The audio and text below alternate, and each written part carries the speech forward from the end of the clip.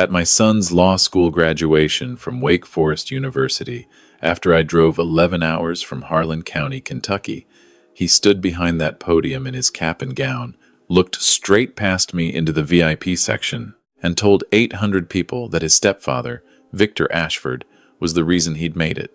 He called Victor the man who believed in him when nobody else would.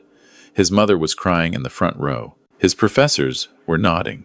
And me, the man who'd raised him alone since he was 7 years old, who'd spent 19 years putting $500 a month into a savings account so he'd never have to beg anyone for anything, I wasn't even a footnote. So I picked up my jacket, walked down the aisle while the applause was still echoing, and drove home.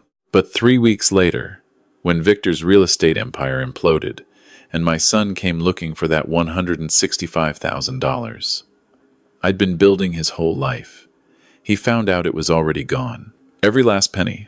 Before we continue, please subscribe to Stormborn Vengeance and tell me in the comments what time it is where you are right now.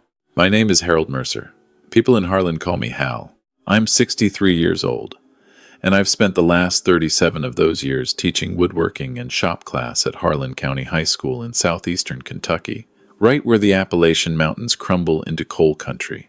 If you've never been to Harlan, picture this.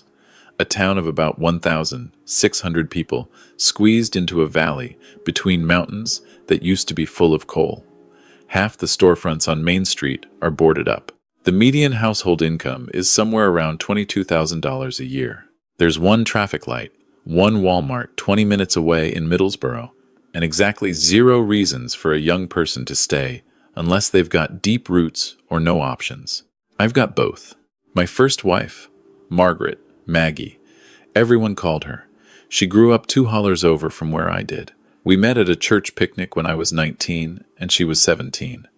And I knew right then that was the woman I'd spend my life with. We got married at 21, moved into a tiny house on Louver Fork Road that her daddy helped us put a down payment on, and started building a life. I took the teaching job because it was steady work with benefits, and in Harlan County, that's about as good as it gets. Maggie worked as a receptionist at the health clinic in town, organizing patient files and answering phones with a smile that could melt permafrost.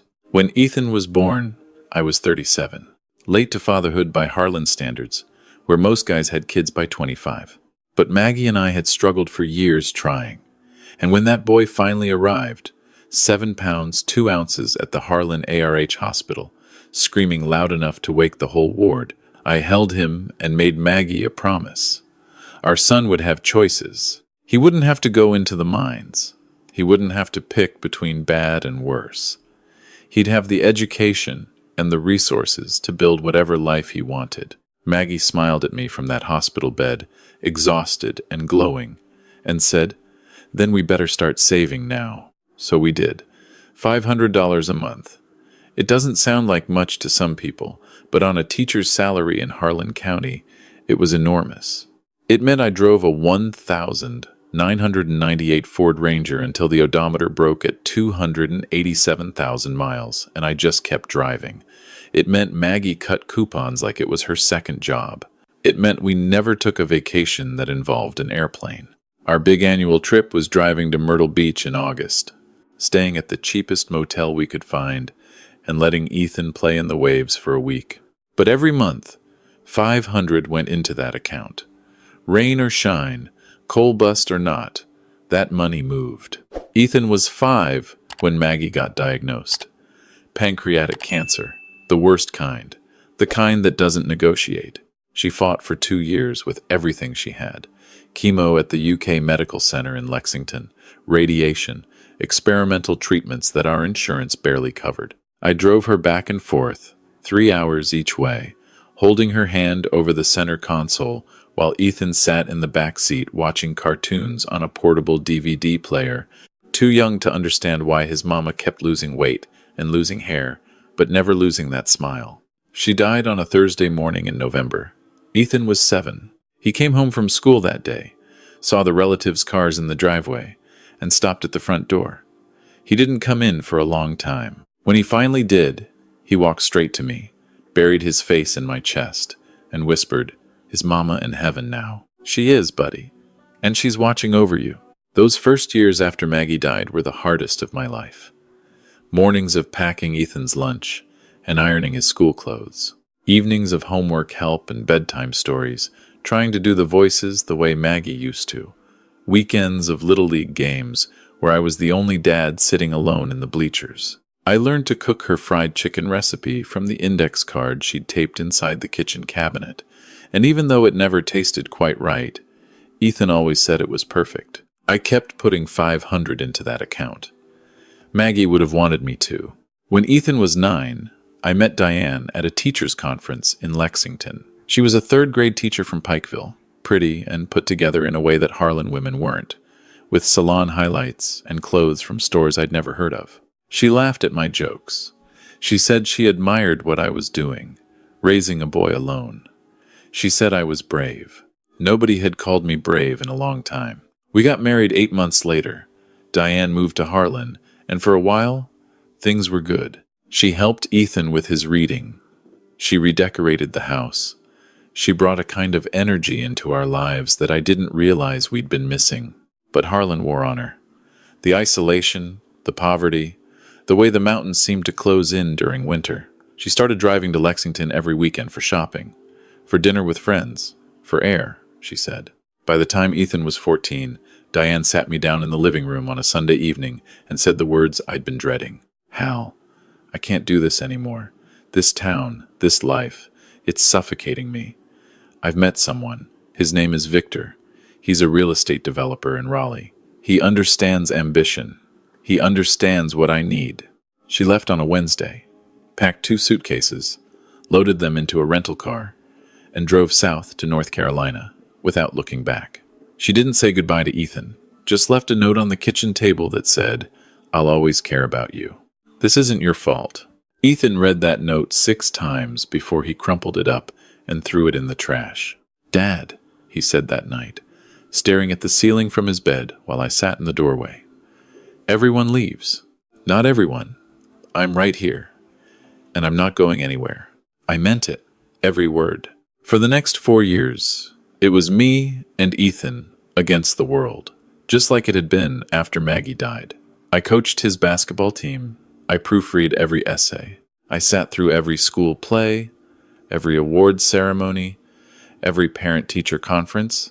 When he started getting interested in law, watching legal dramas, and reading about famous court cases, I drove him to Lexington to visit the University of Kentucky's law library. When he said he wanted to be an attorney, I told him we'd find a way. The savings account had grown. With interest and consistent deposits, it was sitting at about $140,000 by then. Not a fortune by coastal standards, but in Harlan County, it was generational wealth. Combined with scholarships, we could get Ethan through undergrad and maybe law school without crushing debt. That was the plan. Then Victor Ashford entered my son's life. It started when Ethan was 16. Diane had been gone for 2 years, and suddenly she was reaching out. Phone calls to Ethan, Christmas packages delivered by FedEx. Not the homemade gifts Maggie used to make, but expensive things. A MacBook Pro, a tailored suit for prom, legal textbooks with handwritten notes from Victor, who, it turned out, had a law degree himself before pivoting to real estate development. Victor's firm, Ashford and Keene Properties, was one of the biggest in the Triangle area of North Carolina. They developed luxury condominiums, mixed-use commercial spaces, golf course communities. Victor drove a Mercedes S-Class, lived in a 6,000-square-foot house in a gated community outside Raleigh, and had the kind of easy confidence that comes from never having to check your bank balance before ordering dinner. "Dad," Ethan said one evening, looking up from an email on his new laptop, "Victor thinks I should apply to Wake Forest for undergrad. He says the pre-law program there is one of the best in the South. He has connections with the admissions office." Wake Forest, private university.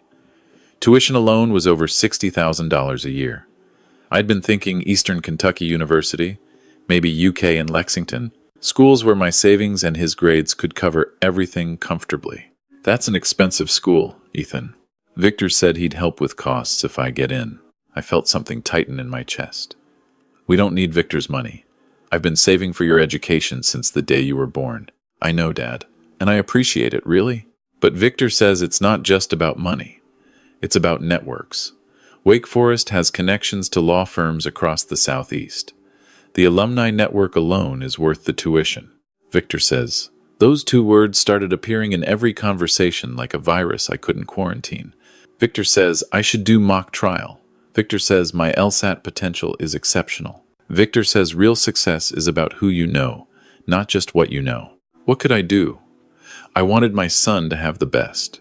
If Wake Forest was the best, I'd make it work. The savings would stretch. I'd teach summer school every year, pick up extra shifts, building furniture on weekends, sell some of the woodworking pieces I'd been making in my shop. We'd manage. Ethan got into Wake Forest with a partial scholarship. Victor covered the gap. Not all of it, just enough to make himself essential. The rest came from my savings and federal loans. A carefully balanced equation that I tracked on a spreadsheet, taped to my refrigerator, updating it every month like a vital sign. For 4 years, I watched my son transform. The boy who'd grown up eating my imperfect fried chicken and shooting hoops on a crooked backyard rim started posting photos on Instagram from country clubs, golf outings with Victor's business associates, dinners at restaurants where a single appetizer cost more than my weekly grocery budget, weekend trips to Victor's beach house on the Outer Banks. His phone calls to me got shorter. His visits to Harlan got rarer. When he did come home for Christmas or Thanksgiving, he'd look around our little house on Clover Fork Road, at the wood-paneled walls and the linoleum kitchen floor, and my workshop out back with sawdust on every surface, and I could see something in his eyes that I'd never seen before. Not contempt exactly. More like distance. Like he was visiting a museum of his former life. Everything okay, son? Yeah, Dad. Just, it's different here. Different from what? From everything else? He didn't say worse.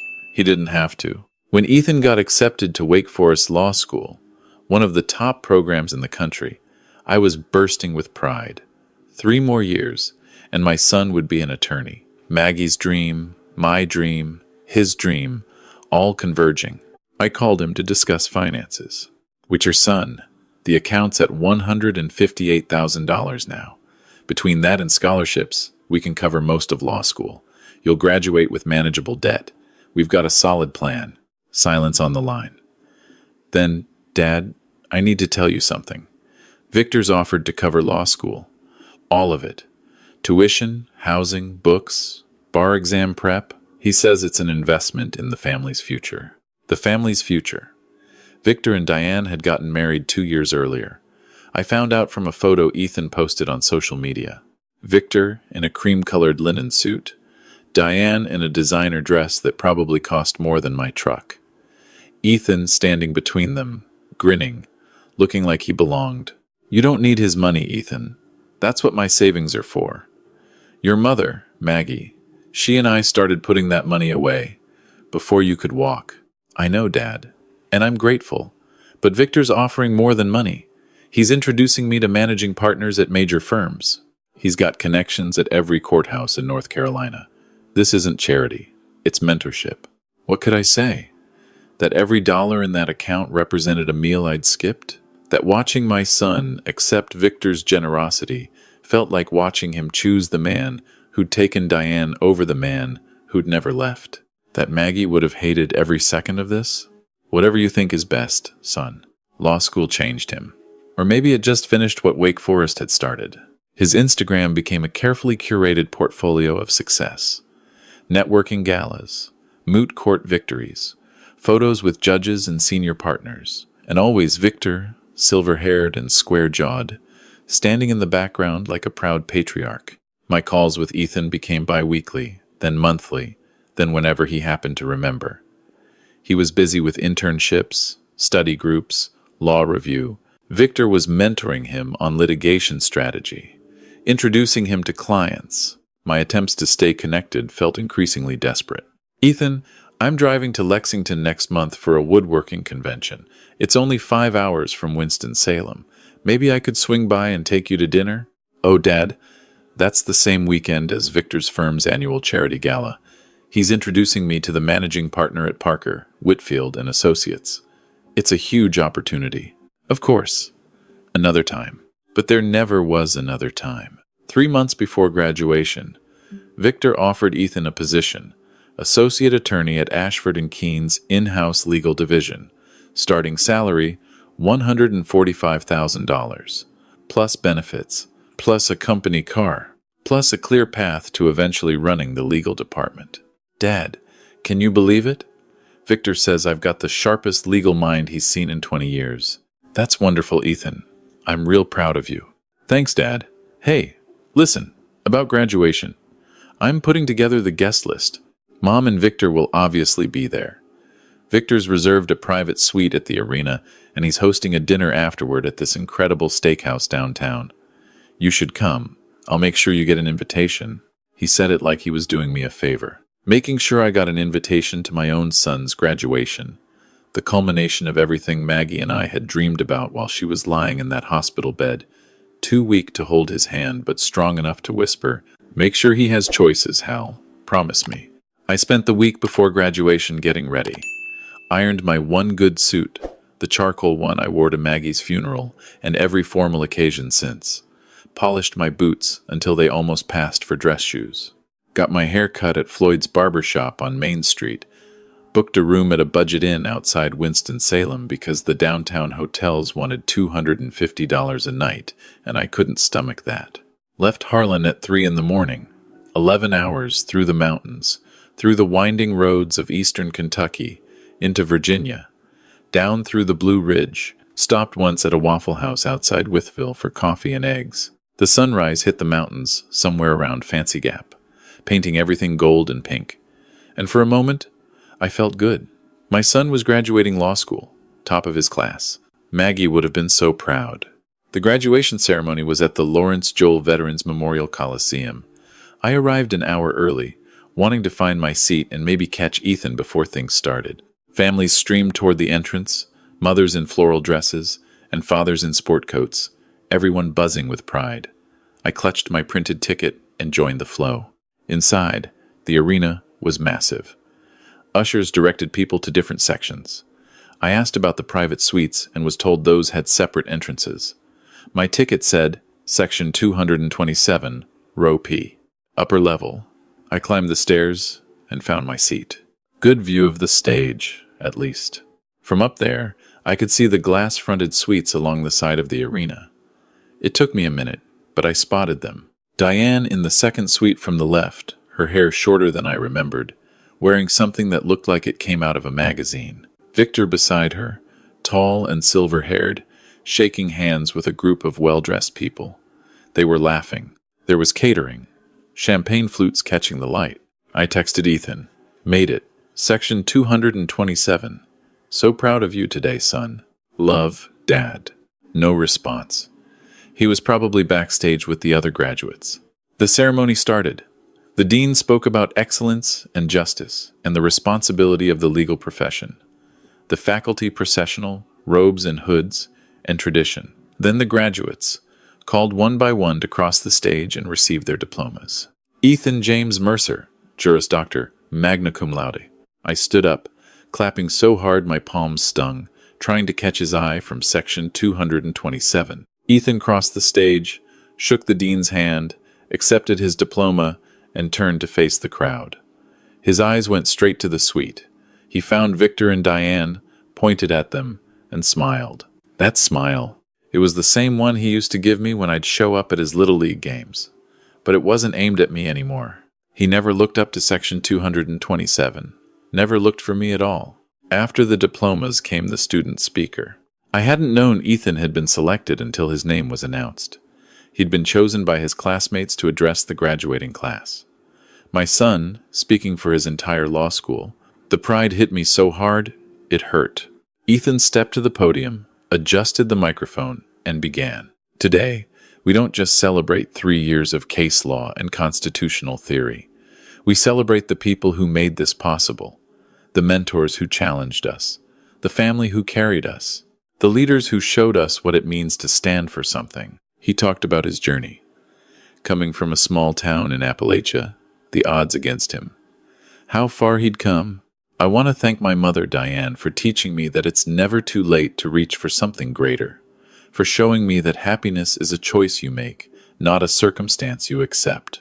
The camera on the big screen found Diane in her suite, pressing a tissue to her eyes. Diane, the woman who'd left a note on the kitchen table and driven away from a 14-year-old boy without saying goodbye. She was being thanked for teaching about choices. I want to thank the extraordinary faculty at Wake Forest for pushing me beyond what I thought I was capable of. Applause. But most importantly, I want to thank Victor Ashford, my stepfather, my mentor, the man who saw potential in me when I couldn't see it in myself. Victor, you taught me that success isn't about where you come from. It's about the doors you're willing to open and the people who open them for you. You introduced me to a world I didn't know existed. You invested in my future when you had no obligation to. You showed me what it means to have a father figure who builds you up instead of just keeping the lights on. Keeping the lights on. The camera found Victor, standing in his suite, nodding with practiced humility. The audience applauded. The woman next to me whispered, "How sweet." Keeping the lights on.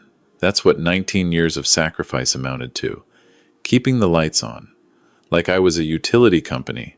Like every fried chicken dinner and every bedtime story and every drive to Lexington and every basketball game and every $500 scraped together from a teacher's salary in the poorest county in Kentucky was nothing more than basic maintenance. Ethan kept talking, thanking more people, an internship supervisor, a study partner, a professor who'd pushed him to write for the law review, people who'd known him for months or years, not decades. Not one word about the father who'd raised him. Not even a thank you to my dad for doing his best. Not even a vague nod to the man who'd held him when his mother died, who'd wiped his tears when Diane left, who'd driven him to his first day at Wake Forest with a lump in his throat the size of Kentucky. I picked up my jacket, folded it over my arm, stood up slowly, and made my way down the aisle. A few people glanced at me. I kept my eyes straight ahead, pushed through the doors, and walked through the concourse. Behind me, I could hear Ethan's amplified voice continuing his speech, thanking the world minus one person. The May air outside was warm and thick. North Carolina humidity. I stood on the sidewalk and breathed. My phone buzzed. Text from Ethan. "Dad, where'd you go?" "Dinner's at Capitol Grill at 7. Victor's reserved a private room. Some senior partners from Parker Whitfield will be there. Great networking for you." Networking. For me, a 63-year-old shop teacher from Harlan County, Kentucky, networking with corporate attorneys over $80 stakes. Like I was a charity case they could trot out for local color. "Look, this is Ethan's father. He's a woodworking teacher from Appalachia. Isn't that quaint?" I typed back. "Had to leave. Not feeling well. Long drive ahead. Congratulations on everything. Proud of you." 3 dots appeared. Then, "Seriously? You're leaving? Victor went out of his way to include you tonight. Do you know how embarrassing this is?"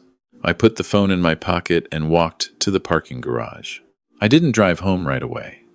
Drove around Winston-Salem instead. Past the beautiful brick buildings of Wake Forest campus.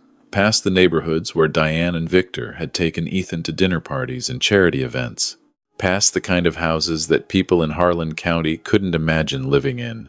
Eventually, I ended up at a park somewhere off University Parkway, sat on a bench near a small pond and pulled out my phone, opened my banking app. The savings account stared back at me. 19 years of $500 a month, plus interest, plus the small life insurance payout from Maggie's policy that I'd folded in years ago. 19 years of eating beans and cornbread so my son could eat at Capitol Grill. 19 years of fixing my own truck so my son could ride in a company car. 19 years of Maggie's promise, kept month after month after month. My phone rang. Diane's name on the screen. "Harold, what is wrong with you? You just walked out of your son's graduation speech. Victor is mortified. Ethan is embarrassed. Do you have any idea how petty this looks?" "Petty. You're upset because Ethan thanked Victor. That's it, isn't it? You're jealous." "Diane, I drove 11 hours to watch my son graduate. I sat in the upper deck while you sat in a luxury suite. And my son told 800 people that his stepfather built him up while his father just kept the lights on. Oh, please. You're twisting his words. He was nervous. He didn't mean it like that. How did he mean it, Diane? He meant that Victor provided opportunities you couldn't. That's not an insult, Harold. That's just reality. You did the basics. You fed him, clothed him, put a roof over his head. That's what parents are supposed to do. It's not special. Victor went above and beyond. Victor opened doors. Victor invested in Ethan's future. You kept the lights on. That's your ceiling. I hung up, sat there, staring at the pond. My phone buzzed with texts. Ethan, Dad, Mom told me you're upset about the speech. Come on, don't make this about you. This is my day. Another text, 20 minutes later. Victor says you can still come to dinner if you want. He's not offended. He understands this must be hard for you. He understands this must be hard for me. Like I was a terminally ill patient being offered compassion by my replacement. I turned off the phone. That evening, I sat in my budget inn room, eating a gas station sandwich, watching the local news without really seeing it. I thought about Diane's words. You did the basics, keeping the lights on, your ceiling. Maybe she was right. Maybe in a world where success was measured in starting salaries and luxury suites and connections to managing partners, being present every day for 19 years was just the bare minimum. Maybe I was foolish to think it meant something more. I opened my laptop and stared at the savings account. $165,247.38. All of it designated for Ethan's future, for a down payment on his first house, for his bar exam expenses, for whatever he needed as he started his life. But he didn't need it anymore, did he? He had a $145,000 job waiting, a company car, a stepfather who opened doors. My money was pocket change in his new world. He'd told me as much the last time we'd discussed it. Dad, honestly, Victor's handled most of the expenses already. Keep the money. Put it toward retirement or something. You could probably use it more than I can. I thought about Maggie, about the morning before she died, when she'd squeezed my hand with what little strength she had left and whispered, "Don't let him forget where he comes from, Hal. Don't let him forget what matters." I thought about a kid named Jesse Combs. He was in my shop class 8 years ago, brilliant with his hands, could look at a piece of walnut and see the table hiding inside it. His daddy was on disability from a mining accident. His mama cleaned rooms at the one motel in Harlan. Jesse wanted to go to trade school, learn proper cabinet making, maybe start a furniture business someday. But there was no money, none. He ended up working at the Dollar General instead. Last I heard, he was still there, 8 years later, stocking shelves, when he should have been building things that mattered. I pulled up the website for the Appalachian Artisan Fund, a nonprofit that helped young people from coal country get vocational training and small business grants. They had a scholarship program for students pursuing trades in woodworking, welding, electrical work, and other skilled crafts. I clicked through to the donation page. My cursor sat in the amount field for a long time. Then I typed $165,247.38. I designated it as an endowment for a permanent scholarship fund. For students from Eastern Kentucky, West Virginia, and Southwest Virginia, young people from communities where the mines had closed and the factories had shut down, kids who were brilliant with their hands but had no one to open doors for them. I named it the Margaret Mercer Memorial Trades Scholarship, in honor of my first wife, Ethan's real mother, who believed that working with your hands was just as noble as working in a courtroom. Who'd told me once, while she was building a birdhouse with 5-year-old Ethan in our backyard, "You know what I love about making things, Hal? When you build something with your own hands, nobody can take credit for it but you." The transaction processed. The savings account showed 0. I closed my laptop and slept better than I had in months. The next morning, I drove home. 11 hours back through the mountains, back through Virginia, back into Kentucky. The same winding roads, the same coal towns, the same beauty that most people never see because they're too busy driving to somewhere else. I stopped at the same Waffle House in Wytheville, The waitress remembered me from the day before. Going or coming, honey? Coming home.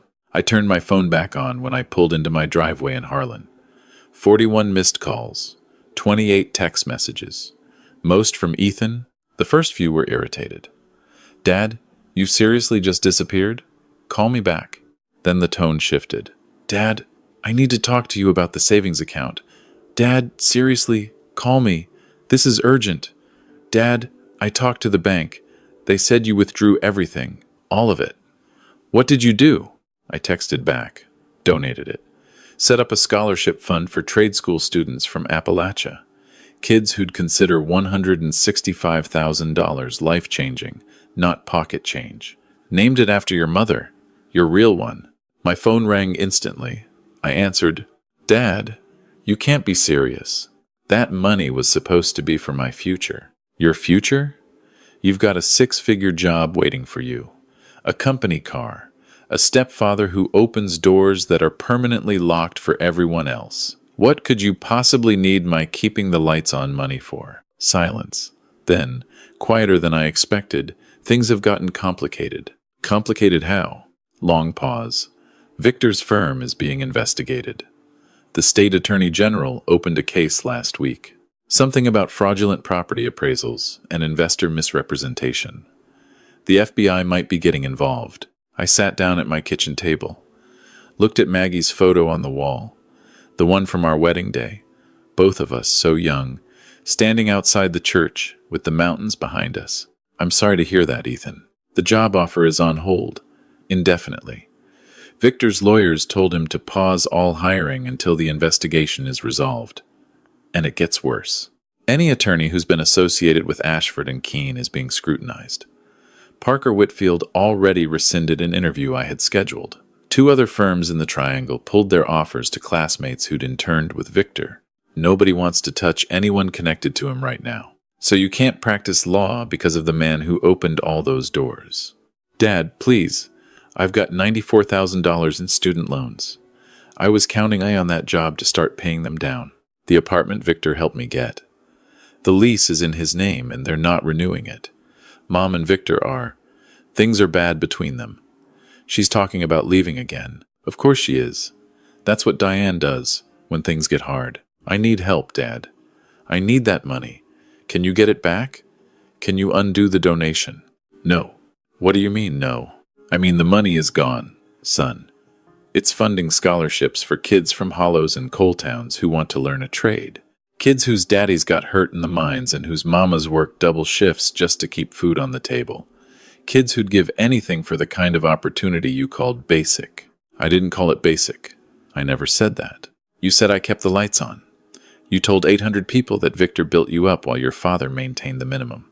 You said he opened doors. You called him your father figure. And you know what, Ethan? You were right. Victor did give you things I never could. So let him give you what you need now. You're punishing me. For a speech. For words I said when I was nervous and stupid and trying to impress people in that room. I'm not punishing you. I'm just done being the backup generator that only matters when the power goes out. Victor showed you what real fatherhood looks like. Great. Let him show you what real support looks like when everything falls apart. This is unbelievable. Mom was right about you. You're bitter and small. Small? Yeah. Small town, small house, small salary, small life. But I was there, Ethan, every single day. When your mother died and you were 7 years old and terrified. When Diane left and you were 14 and confused. When you had nightmares, and when you struck out at Little League, and when you got your heart broken for the first time, I was there. Not because it was my ceiling, because it was my choice, and I'd make the same choice again every time. But I'm done begging my own son to notice. Dad. Goodbye, Ethan. I hope things work out. He called back 11 times. I didn't answer. The weeks that followed were quiet. I went back to my routine, teaching summer shop classes to kids who actually wanted to learn how to build things. Spending evenings in my workshop, making a rocking chair out of cherry wood because working with my hands has always been the only therapy I've ever needed. Walking the trails near Cranks Creek on weekends, letting the mountains do what they've always done, put things in perspective. The news about Victor's firm got worse. It turned out Ashford and Keene had been systematically inflating property values to secure larger loans from banks, then using the excess capital to fund new developments that existed mostly on paper. Investors had lost millions. Victor was indicted on 12 counts of wire fraud and securities violations. The beach house on the Outer Banks was seized. The house in the gated community was put up for sale by the bank. Diane posted on social media that she was moving into a studio apartment in Durham. The caption was a single word: forward. No mention of Victor, who'd apparently cut ties with everyone connected to the case, including her. Ethan's social media went dark. No more networking events. No more photos with important people. No more carefully curated portfolio of success. His last post was a link to a legal aid clinic's volunteer sign-up page, shared without comment. My phone rang on a Tuesday evening in late July. I was in my workshop, sanding the runners of the rocking chair. I almost didn't hear it over the noise. When I saw Ethan's name, I nearly let it go to voicemail. But something in me, the same something that had gotten up at 4 a.m. for Little League practice and driven 3 hours each way to Lexington for Maggie's treatments and put $500 into an account every month for 19 years. That something made me answer. Dad. Yeah, Ethan. I got a job. Legal aid clinic in Durham. It's not a firm. It's non-profit, $38,000 a year, helping people who can't afford attorneys. Mostly eviction cases, tenant rights, small claims. That's honest work. It is. Long pause. I'm living in a one-bedroom apartment near the bus line. No car. I sold everything I could to make my first loan payment. I eat a lot of rice and beans. I know something about rice and beans. He almost laughed. Almost, yeah.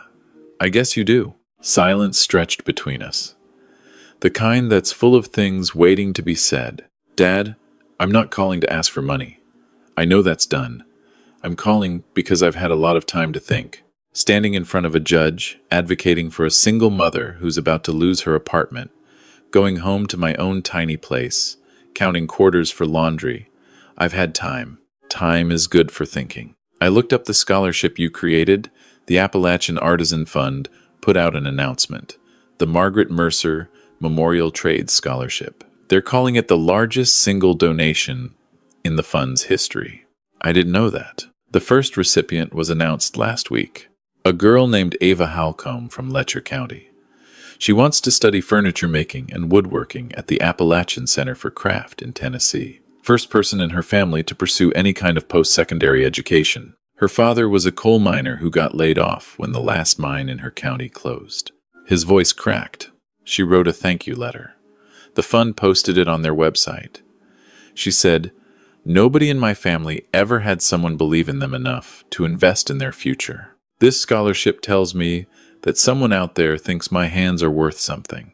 I had to set down the sandpaper. Couldn't see through the blur in my eyes. Mom would have loved that, Ethan said quietly. And I don't mean Diane. I mean Mom, Maggie. I remember building that birdhouse with her in the backyard. I remember she said something about making things with your hands. You remember that? I remember more than I thought I did. I remember her laugh. I remember she smelled like vanilla. I remember she used to sing me to sleep and she couldn't carry a tune to save her life, but I loved it anyway. She couldn't carry a tune at all. Worst singer I ever heard. Most beautiful sound in the world. Another long pause. I could hear him breathing, hear the emotion cracking through. Dad. I stood at that podium and thanked everyone in my life except the only person who never left. The only person who showed up every single time. Not because he had connections or money or anything to gain, but because he loved me. And I'm so ashamed of that. I can't sleep most nights thinking about it. You drove 11 hours. You sat in the upper deck. And I couldn't even say your name. I leaned against my workbench. The cherry wood rocking chair sat half-finished beside me, smooth and warm under the shop lights. Victor told me things, Dad. For years, subtle things, about how you were holding me back. How staying connected to Harlan would limit my potential. How a real father pushes his son toward greatness, instead of, his words, settling for adequate. And I believed him because he had the money and the house and the car and the life that made it look like he was right. I thought success looked like him. I thought fatherhood looked like him. And now? Now I live in a one-bedroom apartment, and I help people who are about to lose theirs. And every morning I wake up and I think about you putting $500 into an account every month for 19 years. And I think about you driving a truck with 287,000 miles on it so I could have choices. And I think about Mom dying, and you holding everything together when your world was falling apart. And I realize I already knew what a real father looked like. I was just too stupid and too dazzled to see it. We talked for 3 hours that night. Really talked. He told me about the pressure, the subtle and constant campaign by Victor to position himself as the superior father, the way wealth becomes its own argument, the way a 22-year-old with no perspective can mistake generosity for love and sacrifice for weakness. I told him about the years after Maggie died, the nights I'd sit in the dark after he went to sleep, overwhelmed by the weight of doing everything alone. The mornings I'd look in the mirror and wonder if I was enough. The way I'd talk to Maggie sometimes, standing at the kitchen sink, telling her about Ethan's day, asking her if I was getting it right. "I'm coming home," Ethan said finally. "Not to Harlan, necessarily, but closer. There's a legal aid office in Lexington that's hiring. I applied last week. If I get it, I'll only be 3 hours away." He got it. Started in September. Salary was $41,000, which in Lexington was just enough to cover a modest apartment and his loan payments, if he was careful. He drove a used Civic he'd found for $4,000. He ate a lot of the fried chicken recipe I'd taught him, Maggie's recipe, though he said his version still wasn't as good as mine. We had dinner every other Sunday. I'd drive to Lexington, or he'd come to Harlan. Nothing fancy. Meatloaf, cornbread, the pot roast Maggie used to make on cold evenings. We sat at my kitchen table and talked about his cases, his clients, the people he was helping. A veteran about to lose his house. A grandmother fighting an unlawful eviction. A young couple being taken advantage of by a predatory lender. "You know, Dad," he said one evening, pushing back from the table, "I make less in a year than Victor spent on wine. That a problem?" "No." He smiled, and it was the old smile, the real one. "It's just funny. I spent years chasing his version of success, and now I'm doing work that actually means something. Work that changes people's lives. That's what Maggie would have wanted for you. I know that now." One Sunday in October, we were sitting on my porch, drinking coffee, watching the fog lift off the mountains. Ethan's phone buzzed. He looked at it, smiled, and handed it to me. It was an email from the Appalachian Artisan Fund. Ava Halcombe, the first Margaret Mercer Scholar, had completed her first semester at the Craft Center with straight A's. She'd already sold 3 custom pieces at a local artisan market. Her letter was attached. I read it on Ethan's phone, sitting on my porch in Harlan County. "Dear Mr. Mercer," she wrote, "I don't know who you are, but I know what you did. You gave me a chance that nobody in my family has ever had. My father said when he heard about the scholarship, he cried for the first time since his mind closed. He said somebody out there remembers people like us. I'm going to make furniture that lasts. I'm going to build things that matter. And when I can, I'm going to give back to the next kid who needs someone to believe in them. Thank you for believing in me. Sincerely, Ava." I handed the phone back to Ethan. He read it again, then set the phone down on the porch railing. "That's a better return on investment than anything Victor ever promised me," he said quietly. "Yes, it is." "Dad." "Yeah? I'm never going to be able to make up for what I did, for what I said, for all those years I treated you like you weren't enough." I looked at my son, 26 years old, making $41,000 a year in legal aid, driving a used Civic, living in a small apartment, and finally understanding something that all of Victor's money and connections and open doors could never teach him. You don't have to make up for anything, Ethan. You just have to remember. Remember what? That keeping the lights on isn't the ceiling. It's the foundation.